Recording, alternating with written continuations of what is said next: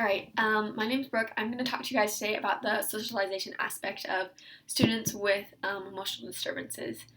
And it was really interesting and super cool to kind of dig deep into it and think of why maybe a student might act this way. And one of the things that popped up I recognized as I was doing some research was there seems to be like two categories of how a student reacts, and that's first is they react kind of in fear, and then another one is they act out in anger. So then we can kind of see those two things and compare and withdraw from those two. So first off, students have difficulty interacting with their peers, and so that's due to more of that fear and anxiety of what they'll think of them or what they think of themselves.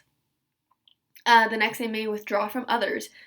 So they appear isolated, they appear alone because they don't have that desire to interact with other peers. And that next one, it also has to do with that fear category, is they avoid interaction completely because they don't know how to properly interact with people. They don't know how to properly interact with peers, with their siblings, with parents, teachers and such. So they act inappropriately, and because of that, they don't interact really at all.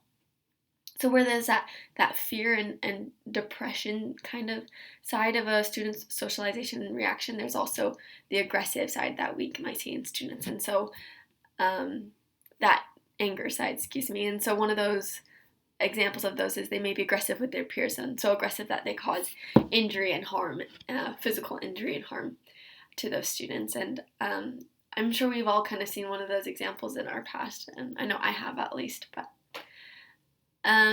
they may have covert aggressions, meaning, aggressions that aren't really seen on the outside, but happen internally or something they do but is not seen. And so that can include vandalizing, cheating, and lying. It's an action that these students with emotional disturbances would take.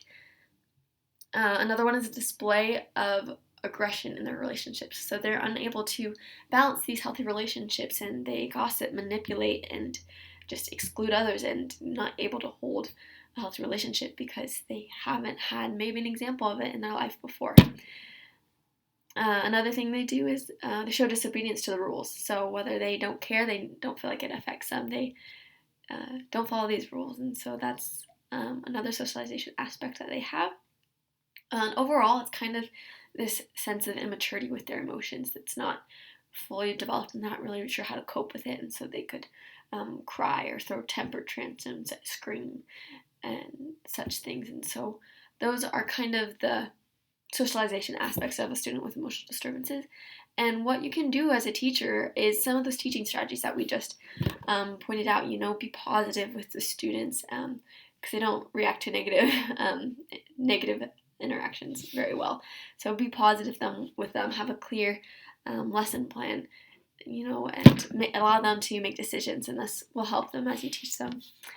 I hope you guys enjoyed our video, and I hope you learned more about students with emotional disturbances, and I hope that this benefits you. Bye!